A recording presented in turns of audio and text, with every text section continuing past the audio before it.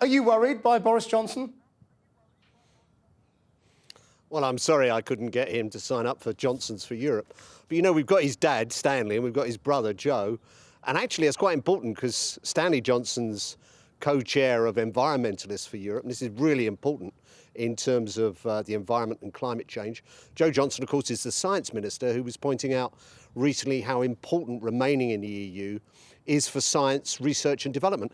Crucial issues for our future, so I'll bear the blow of Boris not joining them. But he's a much bigger political figure, isn't he, is the point? He does have a magnetism, he does have a charisma. And he's obviously doing this in part because he Stanley would resent that remark, by the way.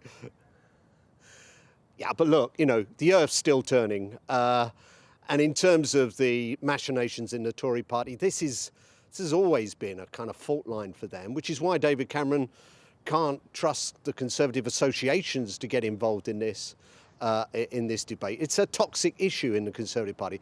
But for the Prime Minister and for every living previous Prime Minister and for the Chancellor and every living previous Chancellor, apart from Nigel Lawson, who's worked in the modern age, this is crucial. I can't understand why Boris, who I've been in Parliament with both before and after his sojourn as London Mayor, and never heard him utter these concerns. If you concern his sovereignty, then it's not a recent concern, but just at a time when our continent and our country is threatened, not just by the economic clouds that haven't gone away, by the way, but by threats to our very way of life, from terrorism, from Putin's Russia, from the problems that we have to solve together. Yeah, and Ian Duncan-Smith today said we are more at risk from terrorism by being in Europe than being out. I mean, frankly, that is ludicrous. I'd like to know what shred of evidence he could produce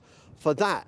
I mean, just losing the European arrest warrant, which only applies in the European Union, is a huge draw for people involved in organised crime and others to come beyond the reach of the European arrest warrant, as many senior police officers have pointed out.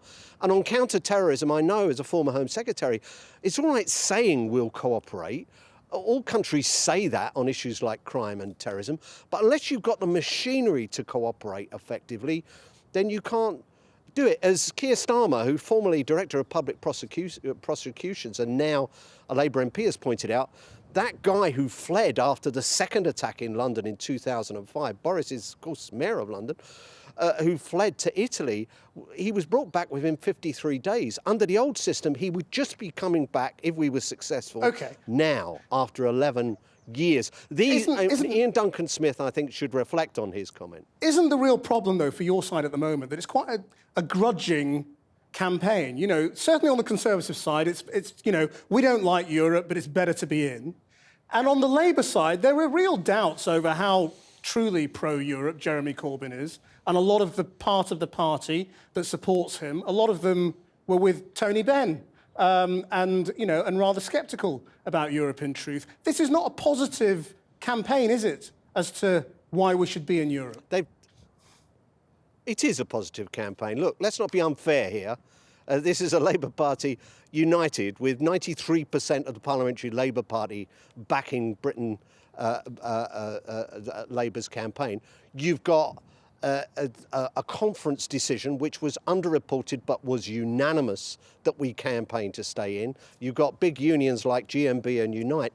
I mean, you know, we are about as united as you can possibly get in a democratic free party. Well, what do you love about Europe? Has changed his mind, and so have many other people since 1975, not least of all because of the social dimension of Europe, the protection for workers' rights, which I doubt if Boris has ever given any consideration to, but is very important for workers who do not have the clout and the power and a weekly Daily Telegraph column to actually push their own views. They need this kind of worker protection, as well as protection for consumers, as well as protection for the environment. So there's been no more important time for Britain to play its part leading in Europe, not leaving Europe.